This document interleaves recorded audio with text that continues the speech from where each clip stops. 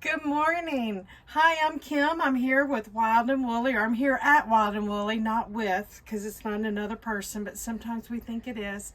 And this is a promise video about half square triangles, quarter square triangles, and how do you use your rulers to get the perfect little units to go into your quilts. Because you hear often that people are like, I just don't understand why my little half square triangle just isn't sitting perfectly or pretty in my quilt. So hopefully this will help you.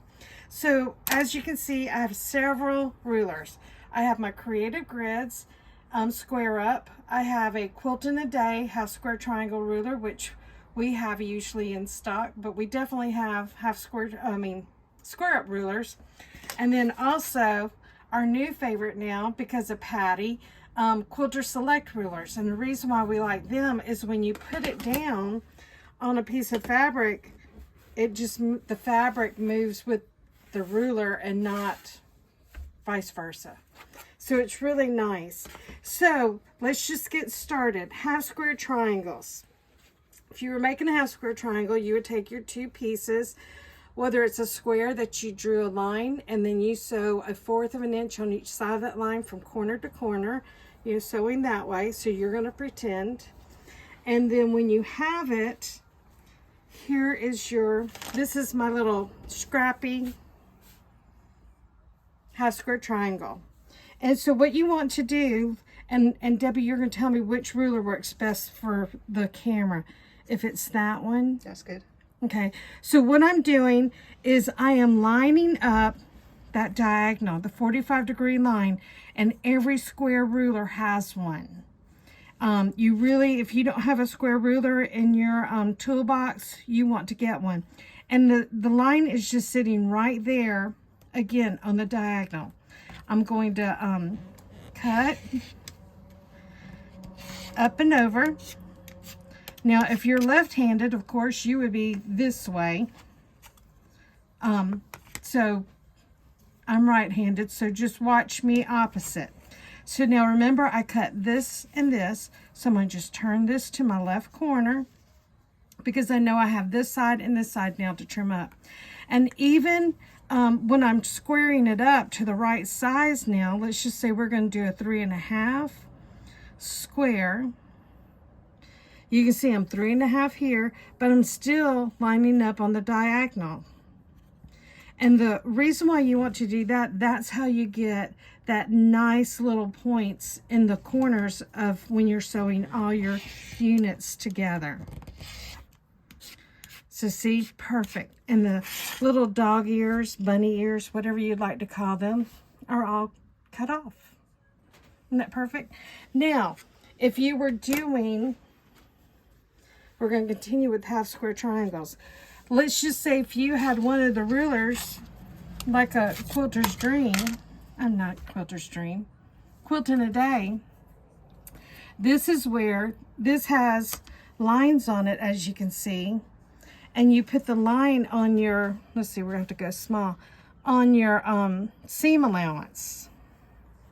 So this way, instead of doing what I just did,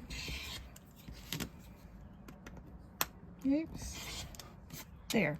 So it's going to be a perfectly 2.5, but before I open it, I'm going to just cut off my little triangles, and you can do this with your rotary cutter or not triangles, dog ears. You can do it with your rotary cutter or your scissors, and look, perfect corner to corner, and it should be a 2.5 inch square, and it is. So that's another way to do it. Now, quarter triangles or hourglass. Now, you know, usually, let's get this set back up. Do you want to tell people how you got to that point? How do I get to what point? This. Well, this, I mean, even if you had sewn it, you know, the squares, and you just did it, you could still use this once you cut it in half. This, if you remember, is from a Bits and Bobs, that trying to think Linda and I did. And this is just where, like, if you have a leftover jelly roll strips, you can make half square triangles from it. And, you know, I just kind of, you know, go back and forth. You just sew them together face to face. Face to face. And then again, like, see, you can see right here, you know, I can do a 3-inch half square triangle. And I'm just going to go right here. And then, because I am backwards, I'm going to just do this. How's that? And you can see, again, I'm going to just cut off my little dog ears. And then there's just a couple little stitches right there. But guess what? It's just going to just break open for me. And then there you go. And then you're going to press it. And I do like to press mine open anymore. Like, I was taught to press it toward the darker side, but I've noticed when I have a lot of units meeting up to this, if it's pressed flat, then there's not so much, what's the word? Bulk. There you go. Bulk in that corner. I can't think this morning. So, you know, that's this. But it's a good thing to do. Mm-hmm. It's a lot of fun. But now, hourglass units, which I really like, they're used in a lot of blocks. So if you were sewing this, you would do these two together, okay? And then you would sew down the middle, matching this point. But, and here's my little sample.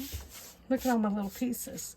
So on this one, we're going to use this ruler now, just so you can see. So right now, I could get a 5-inch square out of this.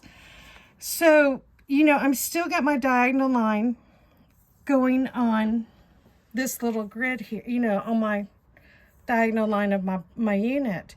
But because I want the same amount of fabric here and here, I'm also going to put, remember I'm saying 5 inches, so 2.5 is half of 5. So my 2.5, which Creative Grids is really nice, and so is Quilter Select, that they have these lines coming down, and look, there's my 2.5 right at the midpoint. Well, almost at the midpoint. Now it is. Does that make sense? Mm-hmm. And so, and in fact, I'm gonna have to make it a little bit smaller. So let's just say 4.5. So half of 4.5 would be 2 1/4. So we're going to move down to 2 1/4.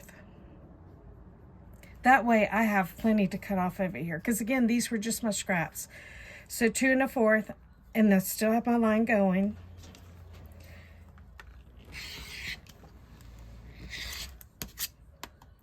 Don't ask why I brought my smallest rotary cutter. There. So again, I cut this side and this side. So I'm taking this corner, moving it over here to this corner. I'm trying to put this in a place where I don't have any ruts here.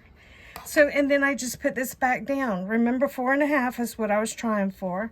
So I'm lining up the outside first, and then I will go and do this part. Now, if I need to finagle this a little bit, I can.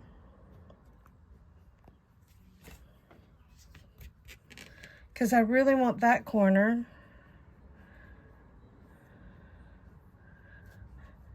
Okay, 2 1/4 there.